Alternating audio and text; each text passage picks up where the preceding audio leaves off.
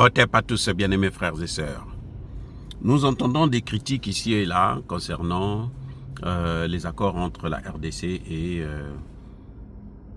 les États-Unis d'Amérique. Il y en a qui disent que ça va profiter, c'est au profit du Rwanda. On va dire que le ministre rwandais des Affaires étrangères a dit que lui, il est là pour la paix en RDC, il est là pour le développement dans la sous-région. Ils veulent que la sous-région puisse bénéficier des investissements des États-Unis d'Amérique. Moi, je dis, hein, pourquoi les Congolais eux-mêmes traumatisent les Congolais? Ce sont des Congolais qui vous disent ça. Hein. Ce n'est pas des Rwandais. Bon, peut-être qu'ils ont des origines rwandaises. On ne sait jamais parce que tous ceux qui ont le sang rwandais, là, eux, ils ne réagissent que comme Kagame. Je dis bien tous. Les Rwandais, tous, ils sont comme... Tel que vous voyez Kagame, là, tout Rwandais est comme ça. Il y en a qui ne ressortent pas ça hein, au vu de tout le monde parce qu'ils ont honte et tout. Ils savent que ce n'est pas bon. Mais sinon, ils sont tous comme ça. Ils pensent comme ça. Bref. On veut nous faire croire que c'est au profit du Rwanda. Et il y a un Américain, un Américain idiot, hein, je ne sais pas où est-ce qu'on est allé le ramasser celui-là, qui disait non, le Kivu appartient déjà au Rwanda. Depuis quand? Depuis quand on vous a dit que le Kivu appartient au Rwanda? Ça, ce sont les gens que Paul Kagame paye pour faire la propagande. C'est ça qu'on appelle la propagande. C'est comme vous avez vu l'autre, le représentant américain là, qui était venu au Congo, en RDC, faisant croire qu'il était l'envoyé spécial de Trump. Personne n'avait compris que, mais il a été envoyé par Paul Kagame. Il était en mission de Paul Kagame. Il est venu au Sénat, s'est permis de critiquer sévèrement la RDC, Tshisekedi. C'est pas un leader, c'est pas ceci, c'est pas cela. Alors qu'il n'avait rien du tout. Il n'était mandaté par personne, sauf par lui-même et par Paul Kagame. Donc quand quelqu'un, un chercheur, c'est comme moi aujourd'hui, moi ce que je vous dis là, ça n'engage que moi, hein, ça ne vous engage pas. Ça n'engage pas, je fais mon analyse. Lui, il fait son analyse. Parce qu'il a une petite pensée, un petit... Hein, il fait partie des gens qui ont travaillé avec Clinton, avec Obama, ou ceux qui ont alimenté cette guerre. Donc, ils se disent, dans leur tête, là, le rêve, c'était que le Kivu puisse appartenir et puisse être attaché au Rwanda. Mais si on arrive à cette catastrophe, eh bien, ça veut dire que la RDC va être balkanisée. Mais le Burundi aussi aura le droit de prendre une partie. L'Ouganda aussi aura le droit de prendre une partie. Le Centrafrique aura le droit de prendre une partie.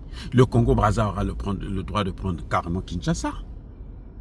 Et puis il restera quoi la RDC?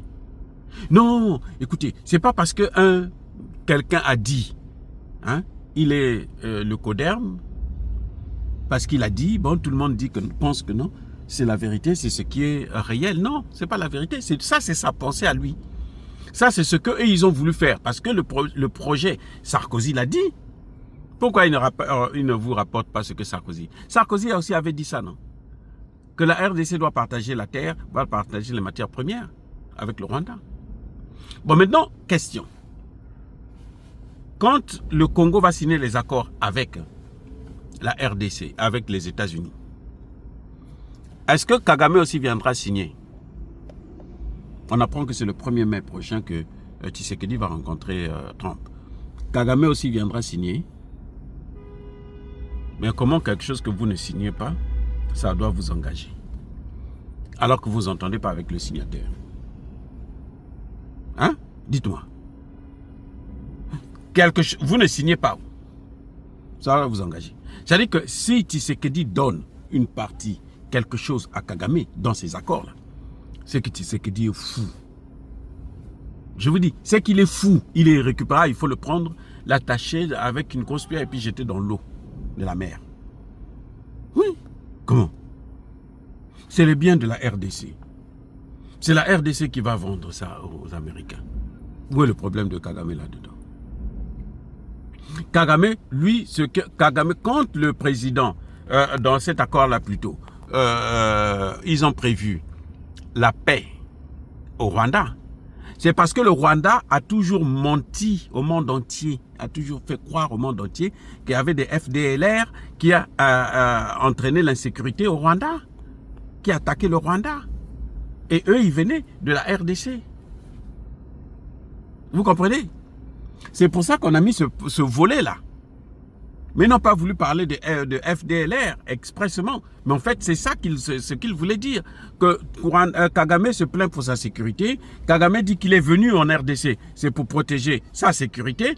Alors, le Congo va s'arranger pour que les Rwandais qui sont au Congo ne puissent pas aller créer l'insécurité en RDC. Et vice-versa. C'est ça que ça veut dire les accords. Ça ne veut pas dire que non, Kagame a une partie. Non, Kagame a tout perdu. Les amis, Kagame a tout perdu. Maintenant, quant à dire que ces accords sont bien ou mauvais, machin, bon, moi je crois que pendant 30 ans, le Congo a subi les rafles de Kagame, de l'Europe, des États-Unis. Le Congo a subi. Maintenant, la priorité là, c'est la sécurité.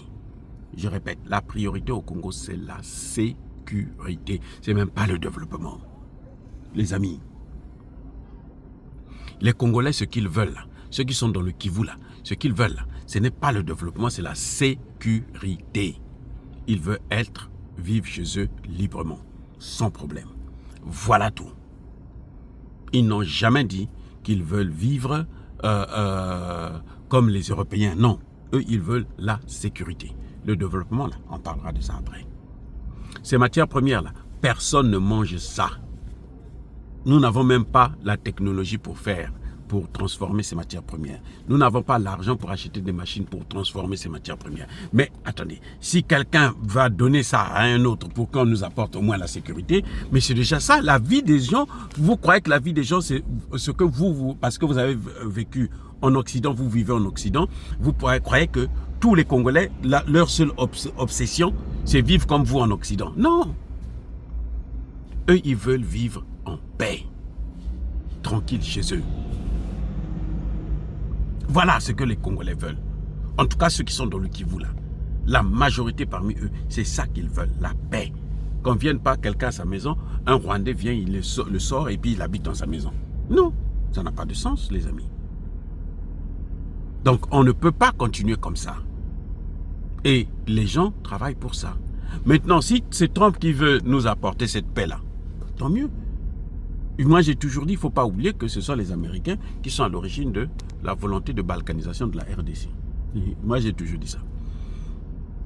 J'aurais préféré que Tshisekedi négocie avec les Russes. Mais c'est son choix. Pourquoi voulez-vous que lui puisse penser comme vous pensez? Lui, il a dit que moi, je veux travailler avec les Américains. Je ne veux pas travailler avec les Russes. Acceptons-le. Voilà. Si demain, ça tourne mal, on saura qu'est-ce qu'on pourra lui dire. Voilà, les amis.